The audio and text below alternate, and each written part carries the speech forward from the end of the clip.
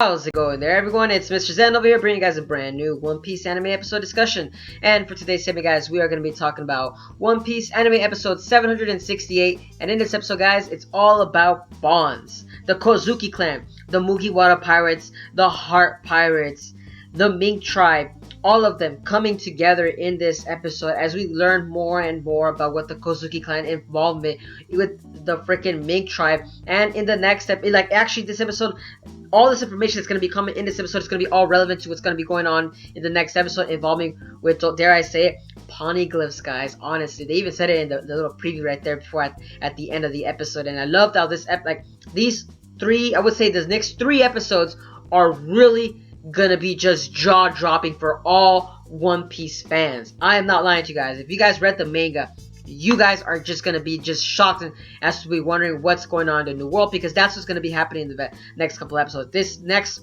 actual little mini episode that's gonna be going on, they're all gonna involve what the Mugiwara pirates are gonna be doing in the following episodes, and what the Kozuki clan is actually involved. As let's first break it down, because like I said, there's a lot to talk about. Now, granted though, in the beginning of the episode, we did get to see Jack coming back from fighting the Navy itself, as we actually learned that he actually lost against the admirals and whoever was protecting Don Flamingo. But it's so funny because the paper said that he actually died in the fight while trying to save Don Flamingo. But of course, you see Jack in his giant figure and just mocking the freaking newspaper itself, saying that I'm not dead, am I? Do I look dead to you guys? He's all talking to his henchmen in a very condescending tone. And of course, anybody that's looking at that guy is gonna be like, yeah, sure, you're not dead. Even I would be if I was talking to someone in that kind of size. I would be like, yeah, sure, you're funny, you're hilarious, yes, haha. But honestly though, you guys are going to be looking at this episode, and Jack's going to be more prevalent in the next couple of episodes. Like I said, he's still the antagonist of this whole arc. So granted, guys, get ready because he's going to be coming soon. So don't worry. That's the reason why they actually showed it in the beginning episode, because he's still important, just not right now. Just trust me, guys. He's going to become important. You guys are going to be just jaw drop as to what this guy can do. This guy's insane. He's a tank, guys. Literally, this guy is a freaking tank. If you guys thought Don Flamingo's a tank, nah, man. This guy's a freaking tank. He puts tanks... he puts them out of commission, man. He's literally what the U.S. Army would put as an assembly line. We need to build some freaking jacks. Alright, guys, we got this. I'm serious, guys. This guy's a freaking tank itself. But moving on, guys. Later on in the episode, we start learning that Kinemon, Kanjuro, and Mononosuke, they're all not really family blood related, but instead, we actually learn that Mononosuke is actually the heir to the actual Wano Kingdom's daimyo, and that is he's actually Mononosuke. Blah blah blah blah blah blah blah blah blah blah blah blah blah blah blah blah. Sorry, I lost my train of thought there.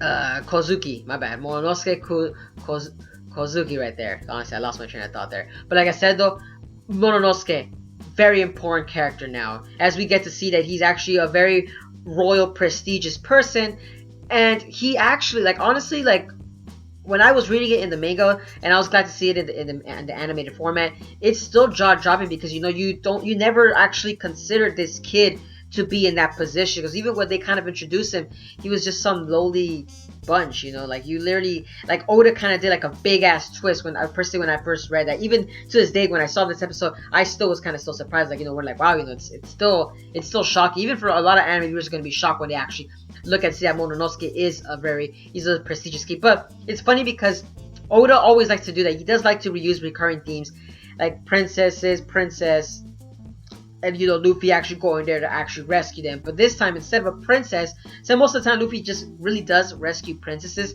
this time it's gonna be a prince, and that is what is pretty actually interesting, because it's actually a twist in Oda's actual sense of writing style, because now it's gonna be an actual male character that Luffy's gonna help, that's actually successful to a throne itself. And I am loving that with One Piece. Like I said, it's always still a mystery as to what's gonna happen. Granted though, there are a lot of One Piece theories out there that do a lot of their own thing, but like I said, it's still a big mystery as to see what Oda does in his own style of writing.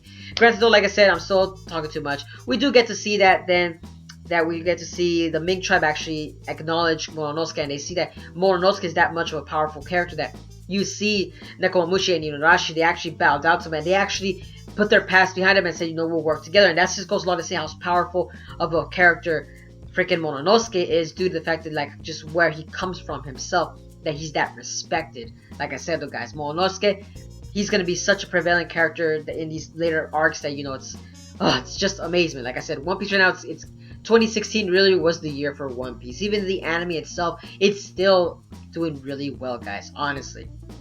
But moving on though, we then later get to see Raizo in the freaking first time. Of course, we get to see a lot of the talking involvement. Granted though, guys, pay attention. Monoski, remember what he said in the dialogue while they were heading to the whale island. I'm sorry, whale forest.